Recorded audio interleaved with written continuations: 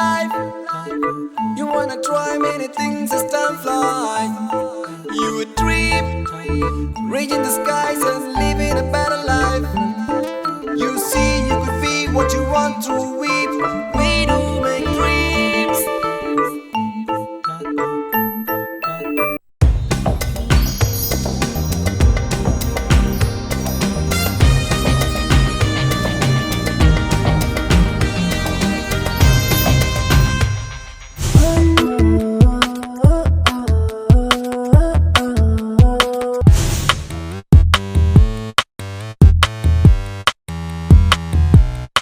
ഞാനിപ്പോൾ ഒരു നടനായില്ല എങ്കിൽ അല്ലെങ്കിൽ ഒരു സീരിയസ് ആയിട്ടുള്ളൊരു തിയേറ്റർ മൂവ്മെൻറ്റിൻ്റെ ഭാഗമായില്ലെങ്കിൽ ഒരിക്കലും ഞാനിപ്പോൾ ഇന്നിവിടെ ഇരിക്കുകയോ അല്ലെങ്കിൽ സിനിമയിൽ അഭിനയിക്കുകയോ അല്ലെങ്കിൽ ഇന്ന് കുറച്ച് പേരെങ്കിലും അറിയപ്പെടുന്നൊരു നടനും ആകില്ലായിരുന്നു. കാര്യം നമ്മൾ ഇന്ന് ചെയ്യുന്ന എല്ലാ കാര്യങ്ങളും നമ്മളെ പഠിപ്പിച്ച നാടകമാണ്, അല്ലെങ്കിൽ ഒരുപാട് സ്ട്രഗിൾ ചെയ്ത നാടകം ചെയ്ത് എനിക്ക് തോന്നുന്നു അതിൻ്റെയൊക്കെ ഒരു റിസൾട്ട് നമുക്ക് കിട്ടിത്തുടങ്ങുന്നത് ഇപ്പോഴാണ്.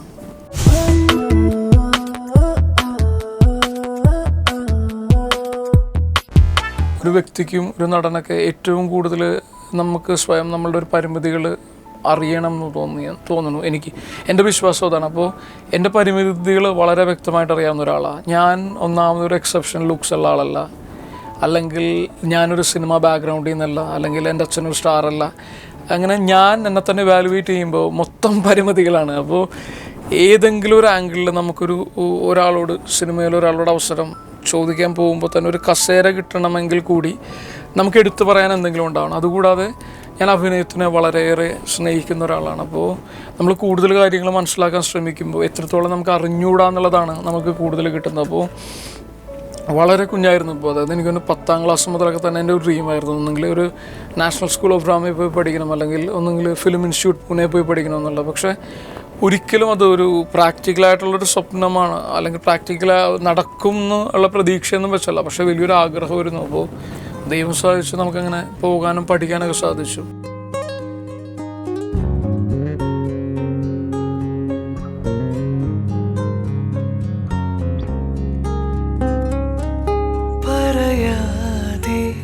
പറയാതെ എൻ മൗനം ഗാനമായി പൊഴിയാതെ ഒഴിയാതെ എന്താം മേഘമായി ഓർമ്മയൊഴുകും കരയിലാരേ കാത്തു വെറുതെ നിലാവേ രാത്രി മലരായി പോയറുതുവിൻ പാതയരികിൽ കാറ്റിലാടി വിലോലം ഓർത്ത വരികൾ പറയാതെ പറയാതെ എൻ മൗനം ഗാനമായി പൊഴിയാതെ ഒഴിയാതെ എന്താഹം മേഘമായി.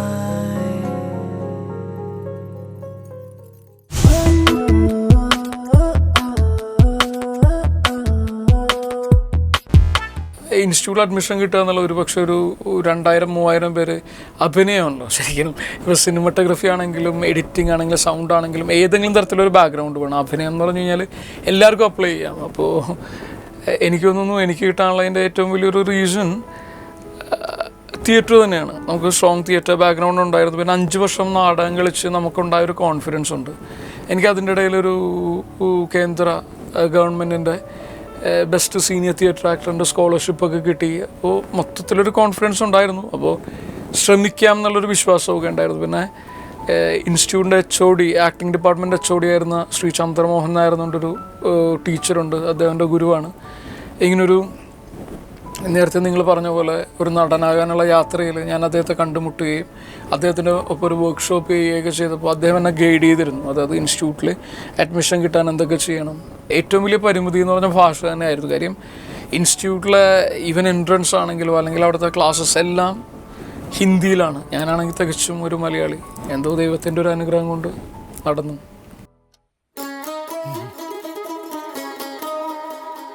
എനിക്കൊരു 75 ലക്ഷം രൂപ ഒന്ന് സഹായിക്കാവോ സാർ? പിന്നെന്താ, 75 ക്യാഷ് ആയിട്ട് മതിയോ അതോ ചെക്ക് കൊടുക്കുമോ? ചെക്ക് എന്ന് പറയുമ്പോൾ തനിക്കൊരു ബാങ്ക് അക്കൗണ്ടൊക്കെ തുടങ്ങേണ്ടി വരും. അതൊക്കെ ബുദ്ധിമുട്ടാവില്ലേ ഫിറോസ്? സാർ എന്നെ ആക്കിയതല്ലേ? എൻ്റെ കയ്യിൽ പൈസ ഇല്ലാത്തതുകൊണ്ടല്ലേ സാർ? ഒന്നുമില്ലെങ്കിലും സാറിന് ഒരു ആപത്ത് വന്നപ്പോൾ ഞാനേ കൂടെ ഉണ്ടായിരുന്നുള്ളൂ. അപ്പോൾ അതിൻ്റെ ഒരു പ്രത്യുപകാരമായിട്ടൊരു... എന്താപത്ത്? നിനക്ക് എന്ത് പറ്റി ഫിറോസേ? അവളെ എൻ്റെ അടുത്ത് കൊണ്ടുവന്നത് നീ. അവൾക്കൊരാപത്ത് വന്നപ്പോൾ ഭീരുവിനെ പോലെ വണ്ടി എടുത്ത് ഓടി രക്ഷപ്പെട്ടത് നീ. നിന്റെയൊക്കെ നോൺസെൻസിന് ഞാനെങ്ങനെയാണോ റെസ്പോൺസിബിൾ ആവുന്നേ? പക്ഷെ അങ്ങനെയല്ലല്ലോ സാർ സംഭവം. പിന്നെ സാറ് നിർബന്ധിച്ചിട്ടല്ലേ ഞാൻ സ്നേഹനെ സാറിൻ്റെ ഗസ്റ്റ് ഹൗസിൽ കൊണ്ടുവന്ന്? എങ്ങനെ? അങ്ങനെയല്ലേ? തോന്നിയ ദിവസം പറയുന്നടാ. ഈ തോന്നിയ ദിവസം ഞാൻ പോലീസിനോട് പറയും. ഞാൻ മാപ്പ് സാക്ഷിയാവും സാറേ. കൈയ്യട്.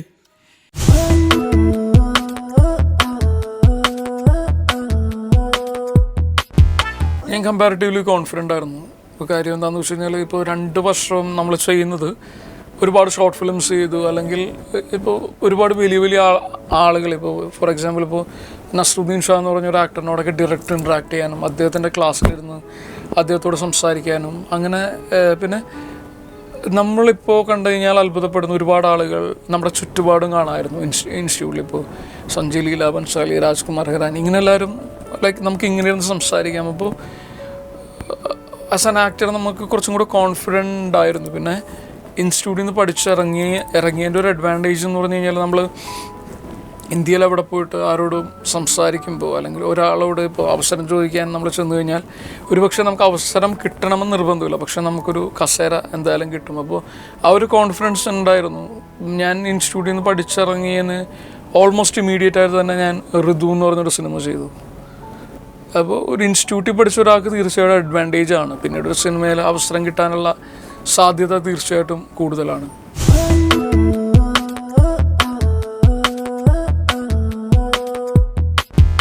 ഞാൻ ദ ബ്ലൂബെറി ഹണ്ട് എന്നുകൊണ്ടൊരു സിനിമ ചെയ്തു. അത് കോട്ടയത്ത് തന്നെയുള്ള അനൂപ് കുര്യൻ, മാനസരോവർ എന്ന് പറഞ്ഞ സിനിമ ചെയ്തൊരു സംവിധാനം ചെയ്ത സിനിമയാണ്.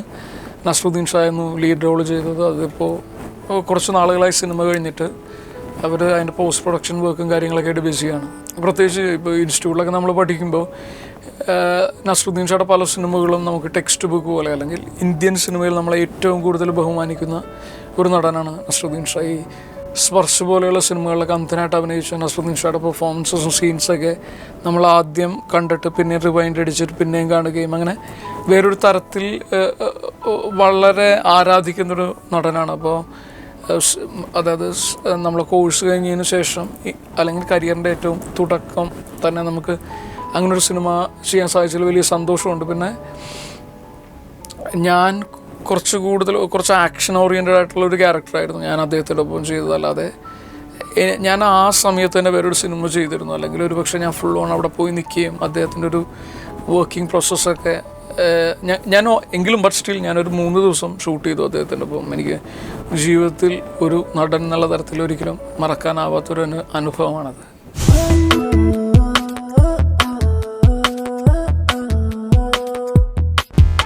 ആദ്യമായിട്ട് അഭിനയിച്ച സിനിമ ഋതു എന്ന് പറയുന്ന ശ്യാംസാറിൻ്റെ സിനിമയാണ്. അതിനുശേഷം കുറേ സിനിമകളിൽ ചെറിയ ചെറിയ വേഷങ്ങളൊക്കെ ചെയ്തു. പക്ഷേ ഒരു നടൻ എന്നുള്ള തരത്തിൽ ഒരു ആക്സെപ്റ്റൻസൊക്കെ കിട്ടിയ വേഷം തീർച്ചയായിട്ടും അപൂർവരാഗത്തിലെ നാരായണൻ എന്ന് പറയുന്ന കഥാപാത്രമാണ്. അതിൻ്റെ ഒരു പ്രത്യേകത തീർച്ചയായിട്ടും ആത്യന്തികമായിട്ട് അതൊരു നല്ല സിനിമയായിരുന്നു. പിന്നെ നല്ലൊരു ഒരു മീറ്റി റോളായിരുന്നു. പലപ്പോഴും ആളുകൾ നെഗറ്റീവ് റോളിനെ കുറിച്ച് സംസാരിക്കുമ്പോൾ എനിക്ക് ഒരുപക്ഷെ ആ സിനിമയിൽ ഇപ്പോൾ അതായത് ഈ 3 കഥാപാത്രങ്ങൾ തന്നിട്ട് ഇഷ്ടമുള്ള കഥാപാത്രം തിരഞ്ഞെടുത്തോളൂ എന്ന് പറഞ്ഞു കഴിഞ്ഞാൽ ഞാൻ തിരഞ്ഞെടുക്കാൻ പോകുന്ന കഥാപാത്രം തീർച്ചയായിട്ടും നാരായണനായിരിക്കും. കാര്യം ഒരു ക്ലീഷേ വില്ലനായിരുന്നില്ല. അയാൾക്കൊരു ട്രാൻസ്ഫോർമേഷൻ ഉണ്ടായിരുന്നു. ആദ്യത്തെ ഹാഫിൽ പുള്ളി വേറൊരു തരത്തിൽ ബിഹേവ് ചെയ്യുകയും സെക്കൻഡ് ഹാഫിൽ വേറൊരു തരത്തിൽ ചെയ്യുകയും പിന്നെ ആസ് ആൻ ആക്ടർ ആ ക്യാരക്ടറിൻ്റെ ഗ്രേ ഷെയ്ഡ്സ് കുറേ എക്സ്പ്ലോർ ചെയ്യാനുള്ള ഒരു അവസരം ലഭിച്ചിരുന്നു. ഷട്ടർ ഇറങ്ങുന്നതിന് മുമ്പ് വരെ തീർച്ചയായിട്ടും ആളുകളെ ഏറ്റവും കൂടുതൽ റിലേറ്റ് ചെയ്തിരുന്ന എൻ്റെ ക്യാരക്ടർ നാരായണൻ എന്ന് പറഞ്ഞ കഥാപാത്രം തന്നെയാണ്.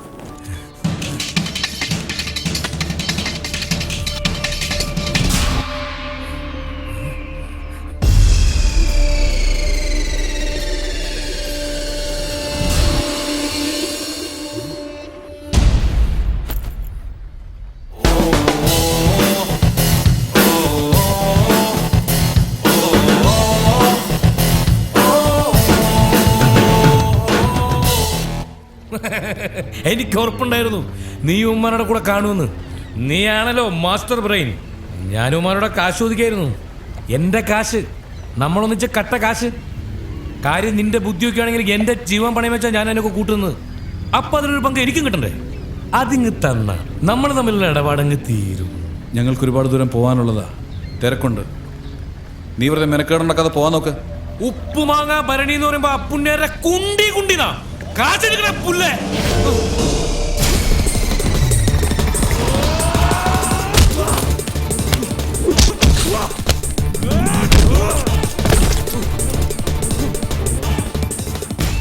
ഉടുപ്പ് എടുത്തിട്ട് ആനിയനെ ഉണ്ടാക്കാൻ നോക്കല്ലേ.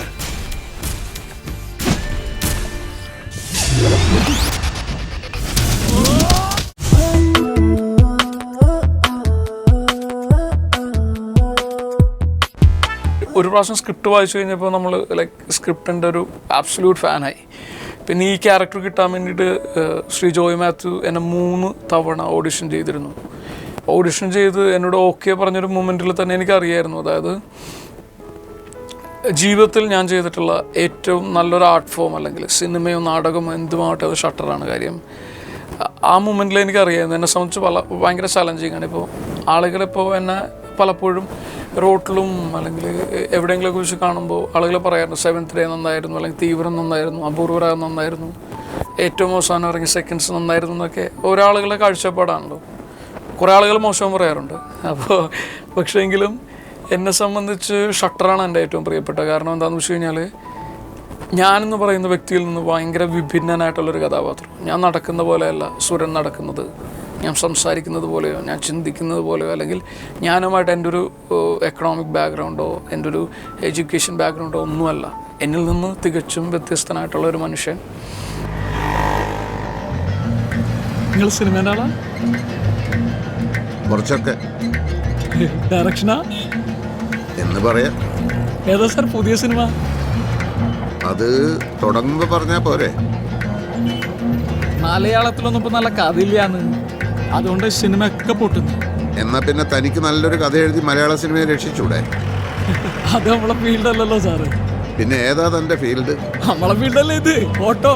ആ എന്നാ ആ ഫീൽഡിലൂടെ നേരെ വിട്ടോ. ആ സിനിമ കണ്ടു കഴിഞ്ഞപ്പോഴാണ് എനിക്ക് തന്നെ ഒരു ഫീലിംഗ്, അല്ലെങ്കിൽ ഞാൻ വളരെ മോശം നടനല്ല എന്നുള്ള ഒരു ഫീലിംഗ് എനിക്ക് തോന്നിയതും. പിന്നെ അല്ലെങ്കിൽ ഞാൻ എവിടെയൊക്കെയോ കഥാപാത്രത്തിനോട് ജസ്റ്റിസ് കാണിച്ചു എന്നുള്ളൊരു തോന്നലൊക്കെ ഉണ്ടായിരുന്നു. അപ്പോൾ അങ്ങനെ ആ ഒരു തരത്തിൽ പിന്നെ എനിക്ക് തോന്നുന്നു എൻ്റെ കരിയറിൻ്റെ 2 ഫേസായിട്ട് ഞാൻ എടുക്കുന്നു, ഷട്ടറിന് മുമ്പും ഷട്ടറിന് ശേഷവും എന്നുള്ളത്.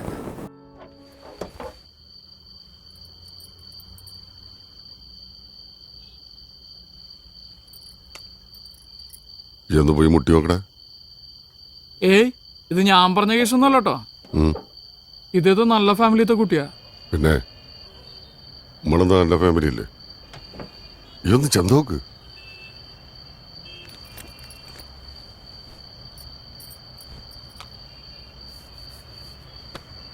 നിങ്ങൾ കാര്യായിട്ടാ? ഒരു ഹാരല്ലടാ, ചെല്ല്.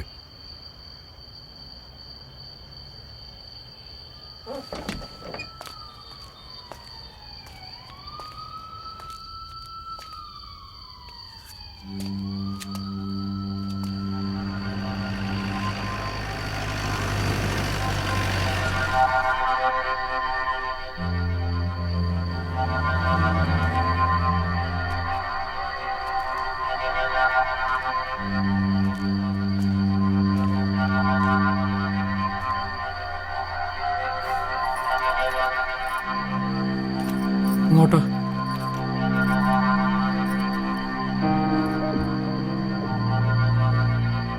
പോരുന്നോ? എത്ര ആളുണ്ട്? ഒരാളുള്ളൂ. കണക്കാ? നിക്കല്ല. എന്തേ, എന്നെ കൊണ്ട് പറ്റൂലേ?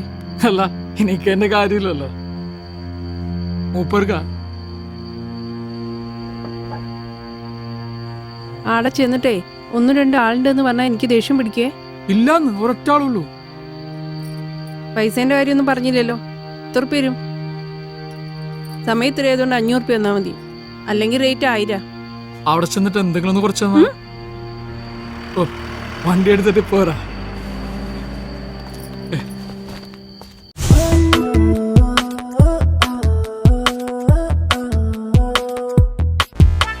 ശരിക്കും ഒരുപാട് ആളുകൾ ചോദിച്ചിട്ടുണ്ടോ, നിങ്ങൾ ആക്ടേഴ്സാണ്, നിങ്ങൾക്ക് എന്ത് സുഖമാണ് ലൈഫ്, വരിക മറ്റേ അഭിനയിക്കുക പോവുക, ആളുകൾ തിരിച്ചറിയുന്നു, അല്ലെങ്കിൽ പോപ്പുലാരിറ്റി ഉണ്ട്, പൈസ ഉണ്ടെന്നൊക്കെ. പക്ഷേ അതൊക്കെ നിൽക്കുമ്പോഴും ഇപ്പോൾ ഫോർ എക്സാമ്പിൾ ഞാൻ പറയാം, ഞാൻ നിന്നോട് കൂടെ ഉണ്ടെന്ന സിനിമ, ഞങ്ങൾ നരസിംഹപൂർ എന്ന് പറഞ്ഞ സ്ഥലത്താണ് താമസിച്ചിരുന്നത്. ഞങ്ങളുടെ ലൊക്കേഷൻ 75 കിലോമീറ്റർ അപ്പുറമാണ്. ഞങ്ങൾ രാവിലെ 5:15 ഹോട്ടലിൽ നിന്ന് തിരിക്കുകയും 7 മണിക്ക് നമ്മൾ ഫസ്റ്റ് ഷോട്ട് എടുക്കുകയും വൈകിട്ട് 8-9 മണി വരെ ഷൂട്ട് ചെയ്ത് പിന്നെ വന്ന് തിരികെ കിടന്നുറങ്ങുമ്പോൾ 1 മണിയാവും. പിന്നീട് 4:30 എഴുന്നേറ്റ് അങ്ങനെ ഭയങ്കര ഹാർഡ് വർക്ക് ചെയ്ത് നമ്മൾ ചെയ്തൊരു സിനിമയാണ് ഞാൻ നിന്നോട് കൂടെയുണ്ട്. പക്ഷേ ഭയങ്കര സന്തോഷം ഉണ്ടായിരുന്നു.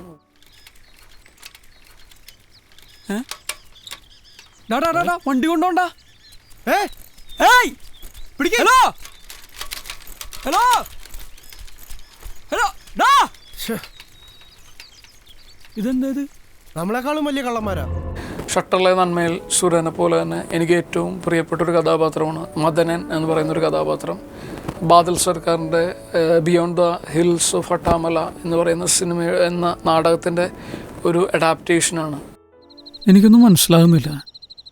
കളവ് കൈയോടുകൂടി പിടിച്ചിട്ടും കലാകാരന്മാരാണെന്ന് പറഞ്ഞ് വെറുതെ വിട്ടു. എന്തെങ്കിലും കള്ളത്തരമുണ്ടാവുന്നാണ് എനിക്ക് തോന്നുന്നത്. ആണോ? എനിക്കങ്ങനെ തോന്നുന്നില്ല. എനിക്ക് തോന്നൂല. തോന്നാതിരിക്കാത്ത കാരണങ്ങളൊക്കെ എനിക്കറിയാം. എന്തറിയാന്ന്? ആ പെണ്ണുമായിട്ടുള്ള ചിറ്റികളെയൊക്കെ എനിക്ക് മനസ്സിലാവുന്നുണ്ടെന്ന്. ഒന്ന് പോടാവിടുന്ന്. വേണ്ടാത്തൊന്നും പറയല്ലേ.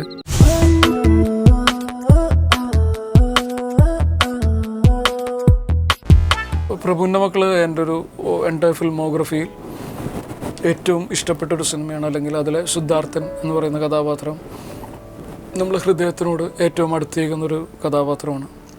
സാധാരണക്കാരായ ഒരു പറ്റം ആളുകൾ ചേർന്ന് ഉണ്ടാക്കിയ ഒരു സിനിമയാണ്. അതിന് വലിയ അവകാശവാദങ്ങളോ അല്ലെങ്കിൽ ഭയങ്കര ഒരു സിനിമാറ്റിക് ആയിട്ടുള്ളൊരു സിനിമയൊന്നും ആയിരുന്നില്ല. പക്ഷേ പ്രഭുവിൻ്റെ മക്കൾ ഉന്നയിച്ച ഒരു വിഷയമുണ്ട്. അത് ഭയങ്കര റെലവൻ്റ് ആയിട്ടുള്ള അല്ലെങ്കിൽ ഭയങ്കര സ്ട്രോങ് ആയിട്ടുള്ള മെസ്സേജ് കൊടുത്തൊരു സിനിമയായിരുന്നു. പിന്നെ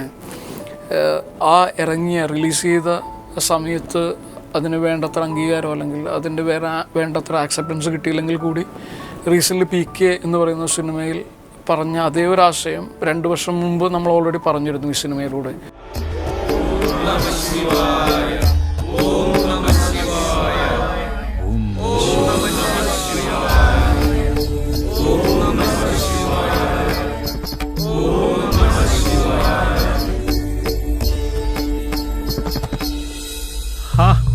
ആരാത്? ഈ സത്സംഗമൊന്ന് കഴിയുന്നത് വരെ കാത്തു നിൽക്കാൻ വിരോധമൊന്നുമില്ലല്ലോ.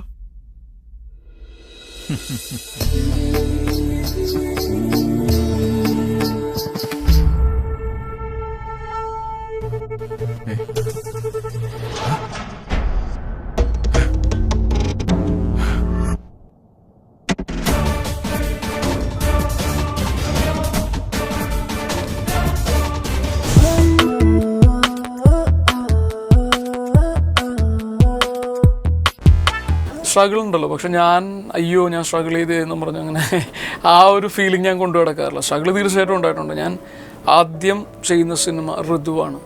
ഋതുവിനും അപൂർവരാഗം എന്ന് പറയുന്ന സിനിമയ്ക്കും ഇടയിൽ 1 വർഷം ഗ്യാപ്പുണ്ട്. അപ്പോൾ 1 വർഷം ഞാൻ എങ്ങനെ സർവൈവ് ചെയ്തു എന്നുള്ളത് നമ്മൾ വേറെ ഒരുപാട് ഇപ്പോൾ ഞാൻ ആക്ടിങ് വർക്ക്ഷോപ്പ് എടുത്തും അല്ലെങ്കിൽ നാടകം ചെയ്തും അങ്ങനെയൊക്കെ തന്നെ സർവൈവ് ചെയ്താണ്. അപ്പോൾ സ്ട്രഗിള് ഒരിക്കലും അവസാനിക്കുന്നില്ല. ഒരു പക്ഷേ ഇപ്പം ഞാൻ കമ്പാരിറ്റീവ്ലി ഒരു സേഫ് സോണിലാണ് നിൽക്കുന്നത്. ഇപ്പോൾ ആളുകൾ എന്നെ സിനിമ ചെയ്യാൻ വിളിക്കുന്നുണ്ട്, അല്ലെങ്കിൽ ആളുകൾ എനിക്ക് ഒരു സ്ക്രിപ്റ്റ് തിരഞ്ഞെടുക്കാനുള്ളൊരു ലക്ഷറി ഉണ്ട്, അല്ലെങ്കിൽ വർഷത്തിൽ എങ്ങനെ പോയി കഴിഞ്ഞാലും ഒരു 4-5 സിനിമ ചെയ്യാൻ ദൈവം സഹായിച്ചിട്ട് സാധിക്കുന്നുണ്ട്.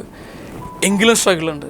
എനിക്ക് തോന്നുന്നു ഇതിന് ശേഷം ഇപ്പോൾ നമ്മുടെയൊക്കെ മുകളിലിരിക്കുന്ന താരങ്ങളാണെങ്കിലും ഈവൻ സൂപ്പർ സ്റ്റാർ ആണെങ്കിലും സക്സസ് ഹാൻഡിൽ ചെയ്യുക ഭയങ്കര ബുദ്ധിമുട്ടാണ്. അപ്പോൾ അതിൻ്റെ ഒരു സ്ട്രഗിളും അതിൻ്റെ ഹാർഡ് വർക്കും അതിൻ്റെ ഒരു ഇൻറ്റൻസിറ്റിയൊക്കെ കൂടിക്കൊണ്ടേയിരിക്കും. അപ്പോൾ ഈ ഒരു പ്രോസസ്സും ഇതൊക്കെ എൻജോയ് ചെയ്യുക, അതാണ് ലൈഫ്.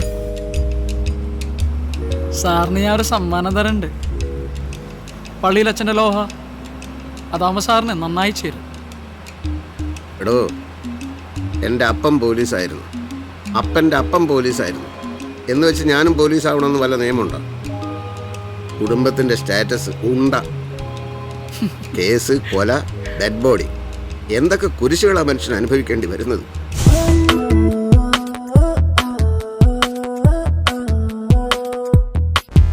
ഒരുപാട് ആളുകൾ സൗണ്ടിനെ കുറിച്ച് ഫേസ്ബുക്കിലൊക്കെ ഇൻബോക്സ് ചെയ്യാറുണ്ട്. അത് ശബ്ദം, വ്യത്യസ്തമായ ശബ്ദമാണെന്നൊക്കെ പറഞ്ഞിട്ട്.